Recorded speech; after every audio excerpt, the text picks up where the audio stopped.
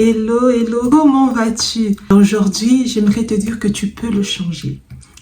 Tu peux changer ton conjoint, tu peux changer ton environnement, tu peux changer ta vie tout simplement, que c'est possible. Le changement, c'est possible. On t'a toujours dit, tu ne peux pas changer ton conjoint, tu ne peux pas changer tes situations. Mais moi, aujourd'hui, je viens te dire que non, tu peux tout changer et que c'est possible. Tu peux influencer, transformer tes situations, même déplacer tes montagnes sans pression, sans reproche, sans contrôle. Bref, tu peux réellement avoir la vie que tu souhaites et ça ne se fera pas sans Dieu. Avant de continuer, j'aimerais juste te dire que je suis Gladys, la fondatrice de Global Movement, une plateforme qui accompagne les femmes chrétiennes à accepter le changement que Dieu fait dans leur vie, que ce soit dans leur foyer, dans leur couple, dans leur vie professionnelle, dans leur famille, et tout ça, peu importe les saisons, afin que tu puisses vraiment bien embrasser la direction que Dieu a pour toi dans cette saison. Parce que oui, une vie est constituée de diverses saisons. Alors, je suis là pour t'accompagner à bien discerner cela et que tu puisses vraiment vivre une vie épanouie, accomplir tout simplement ton appel et ta mission. Donc, j'ai un cadeau pour toi. Si tu le veux bien, en barre de description, il y a un petit e-book gratuit que tu pourras télécharger. C'est revenir à la source. Et si tu n'es pas encore abonné, ne tarde pas de le faire. Fais-le avant qu'on ne puisse poursuivre la thématique. Mais en tout cas, je vais rester un peu dans le cadre du relationnel, notamment du couple. Et pour te dire que oui, tu peux changer ton conjoint. C'est totalement possible, n'est-ce pas? Mais je vais te dire comment le faire à la manière de Dieu. Il existe un chemin biblique pour réellement expérimenter le changement, pour voir le changement tout simplement. Et ce chemin, ce processus commence d'abord par soi-même. Et oui, tout commence par soi. Avant de voir le changement à l'extérieur, ça commence d'abord à l'intérieur et ça commence par soi. Et Matthieu 22, 29 nous dit « Tu aimeras ton prochain comme toi-même ». Cet adage qui dit la charité bien ordonnée commence par soi-même. Tout commence par soi. Tu ne peux exiger un changement auprès de ton conjoint, auprès de ton ami, auprès même des membres de ta famille si toi-même tu n'incarnes pas le changement que tu veux voir auprès des autres. Dieu met toujours l'accent sur toi, sur ta personne, sur l'individu qui est dans le besoin. C'est-à-dire que quand il y a quelque chose, quand tu as un besoin, quand tu as un problème, quand tu cherches une solution, sache que elle viendra d'abord, elle va commencer par toi. Dieu te dira toujours quoi faire pour avoir la chose, n'est-ce pas? Et de la même manière, tu veux peut-être avoir des changements parce que... Pourquoi je parle de ça d'ailleurs? Parce que c'est vrai que j'ai remarqué avec les personnes avec qui j'échange, il y a beaucoup de problèmes au niveau des couples, beaucoup d'incompréhension, beaucoup de conflits. Et quand on analyse réellement ce qui se passe, on se rend compte qu'il s'agit tout simplement d'un changement. Et le changement, très souvent, c'est la femme qui veut changer son conjoint. Oui, parce qu'il fait pas ça, je veux qu'il change, il se comporte comme ça, comme on veut. Mais oui, mais tu ne peux pas forcer l'autre à changer. Et tu ne peux pas changer l'autre, en fait. La personne que tu peux changer, en réalité, c'est toi d'abord. Et le processus commence par toi. Et Dieu veut d'abord travailler en toi, en qui tu es. Et Dieu veut mettre d'abord l'accent sur la personne que tu es avant de voir, avant d'aller voir à l'extérieur. C'est comme ce passage qui dit qu'en fait, tu veux enlever la paille qui est dans l'œil de l'autre alors que dans ton œil, tu as une poutre. C'est grave en fait. Tu veux changer quelque chose. Pour toi, tu améliores quelque chose dans l'autre, mais toi, tu as encore un gros problème en toi et tu t'en rends pas compte. Le plus important avant d'aider l'autre, c'est d'abord d'enlever cette poutre. La poutre, c'est un gros morceau de bois. D'enlever ce morceau de bois qui est dans ton œil pour enlever cette petite paille qui traîne dans l'œil de ton voisin. Dieu, quand il commence à travailler, dans Jean 3,16, la Bible dit que Dieu a tant aimé le monde qu'il a donné son Fils afin que quiconque croit. C'est-à-dire que c'est individuel. Dieu traite toujours de manière individuelle avec chacun d'entre nous. Le monde est constitué d'humains. On est maintenant à plus de 8 milliards, si je ne me trompe, d'hommes, d'humains sur Terre. Mais Dieu, quand il regarde pas ces milliards d'hommes. C'est toi et moi qu'il regarde individuellement, avec qui il veut traiter individuellement, parce qu'il sait qu'en impactant ta vie, il pourra en impacter beaucoup plus. Il pourra impacter toute une nation. Il pourra impacter toute une communauté. Il pourra changer toute une maison, toute une famille, toute une génération. Et c'est pourquoi c'est important de se connaître soi-même avant de vouloir quelque chose, d'exiger quoi que ce soit de l'autre, avant de vouloir un changement dans son environnement. La connaissance de soi est la clé de toute percée et la clé de toute transformation. C'est ton point de départ. La connaissance de qui tu es, la connaissance de ton identité en Christ, c'est le point de départ d'un changement et d'une transformation qui va vraiment durer dans le temps. 2 Corinthiens 3:18 nous dit ceci: nous sommes transformés en la même image de gloire en gloire. C'est-à-dire que Dieu nous transforme de gloire en la même image que le Christ, en la même image que Jésus-Christ. Donc nous avons un modèle, n'est-ce pas? Un modèle d'homme à imiter, un modèle de personne à suivre, un modèle d'attitude, un modèle de comportement, un modèle de façon de construire une vie, de bâtir un foyer. Il y a toujours un modèle et ce modèle-là, c'est Christ et il veut vraiment que nous allions avec lui de gloire en gloire. Mais ça commence toujours par toi. Tu ne dois rien imposer à l'autre, rien imposer à tes amis, rien imposer à ton conjoint. Tu ne dois rien lui imposer en fait. Tu dois vivre ta vie. Tu dois être qui Dieu t'a créé. Et ça, si tu ne le connais pas, tu dois découvrir ton identité. C'est très important. Et pour découvrir ton identité, tu dois revenir à la source. C'est pour ça j'ai écrit un e-book qui est justement en barre de description. Tu peux le télécharger. C'est revenir à la source. C'est déjà un point de départ. Ça va te donner quelques clés, quelques éléments justement. Comment se retrouver, comment te voir comme Dieu te voit. Et ce e-book là, il sera vraiment un plus pour toi. Et c'est cadeau. C'est cadeau, c'est gratuit. C'est pour toi, télécharge-le. Tu peux mettre pause, tu le télécharges dès maintenant et tu vas le recevoir dans quelques minutes. Donc je disais que important de se connaître. Quand tu te connais, tu changes les choses. Ta manière de parler change. Quand ta manière de parler change, l'atmosphère change. Les personnes vont parler autrement avec toi. Si ta façon de parler, c'est de dire de grossièreté, les gens parleront avec toi de la même manière. Les gens diront grossièreté aussi à ton égard. Mais si tu parles avec bienveillance, les gens seront bienveillants avec toi. Si tu es une personne respectueuse et que tu respectes les autres, tout automatiquement, les gens vont s'aligner à qui tu es, à la personne que tu es en fait, parce qu'ils sauront que non, Gladys n'aime pas des gros mots. Gladys, c'est une femme respectueuse et on ne peut pas l'aborder n'importe comment. Et c'est ça en fait. Et si tu veux vivre la paix dans ton foyer, quoi de mieux qu'être une femme qui est remplie de paix?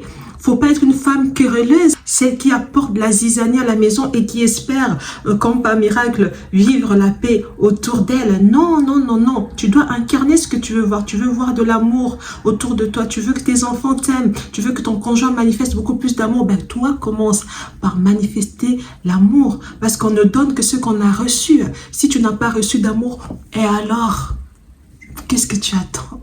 Qui va te donner de l'amour? Dieu est bon, c'est pour ça que Dieu est réellement amour. Tu n'as peut-être pas reçu d'amour de tes parents, tu es peut-être en manque d'amour, tu n'as pas reçu d'amour peut-être dans ton enfance par rapport à ta famille. Mais gloire à Dieu, nous avons un Père dans les cieux et qui nous aime et il t'a tellement aimé. Lui est capable de te donner l'amour et la Bible dit que l'amour de Dieu est déversé en nous par le Saint-Esprit, en ayant la communion, en étant en relation avec le Saint-Esprit. Tu as cet amour de Dieu qui t'est rempli et tu sauras justement distribuer l'amour. Tu sauras donner l'amour à ton conjoint. Tu sauras mettre de l'amour dans la vie de tes enfants. Parce que Dieu, justement, t'a donné cet amour. Et ce que tu as reçu, tu sauras le distribuer, tu sauras donner, tu sauras apprendre à d'autres personnes comment aimer parce que tu les aimes, parce que tu aimes, parce que tu as appris à aimer, n'est-ce pas? Et c'est ça avec Dieu. C'est ce que Dieu veut faire en toi. Il veut vraiment que tu incarnes le changement que tu veux voir autour de toi. Il veut que tu incarnes le changement que tu veux voir dans la vie de ton conjoint, le changement que tu veux voir dans la vie de tes amis, n'est-ce pas? Le changement que tu veux voir dans la vie de tes enfants, tu dois l'incarner. On voit que Jésus n'a pas forcé les gens à le suivre. Il n'a pas forcé les gens à rester avec lui. Il n'a pas obligé les gens à rester avec lui. Il y a des disciples qui sont partis. Quand il a dit que oui, prenez mon sang, mangez, buvez mon sang, mangez de mon corps, les gens disent mais c'est très dur comme parole, on ne peut pas rester. Mais il incarnait tout simplement la personne qu'il était, le Fils de Dieu. Et en faisant cela, il savait qu'il accomplissait sa mission. Et toi, tu dois incarner qui tu es. Et peut-être que ça va attirer des gens à toi. Comme Jésus, il y a des disciples qu'il a appelés, qui sont restés avec lui. Mais d'autres qui sont partis, qui n'ont pas pu tenir, qui n'ont pas pu justement accepter ce changement-là. Et face à ça, on voit qu'il n'a pas réagi au rejet. Il n'a pas réagi quand on a laissé. Il n'a pas réagi non plus aux critiques, mais il a accompli, il a vécu, il a accompli sa mission et il a transformé des milliards, des millions de cœurs comme toi aujourd'hui. Et nous allons lire un passage important dans 1 Pierre 3, du verset 1 au verset 2, la Bible dit ceci. « Femmes, soyez soumises à vos maris. » On n'aime pas trop ça, n'est-ce pas? « Afin que, même si quelques-uns n'obéissent pas à la parole, qu'ils soient gagnés sans parole par la conduite de leurs femmes en voyant votre manière de vivre. » Waouh! Waouh! Femmes, soyez soumises, n'est-ce pas, à vos maris, afin que même si quelques-uns, et Dieu merci, il n'a pas dit tous, il a dit quelques-uns. Il y a juste une infime partie d'hommes, justement, quelques-uns qui n'obéissent pas à la parole. Et gloire à Dieu, parce qu'il n'y a pas beaucoup d'hommes comme ça, n'est-ce pas? Il y a juste quelques-uns là qui n'obéissent pas à la parole. Et la Bible nous demande à nous, en tant que femmes, qu'est-ce qu'on doit faire? En voyant votre manière de vivre, par la conduite. Important, la conduite, c'est l'attitude, c'est le comportement, c'est les manières. Et parfois, nos manières peuvent aussi repousser les autres personnes.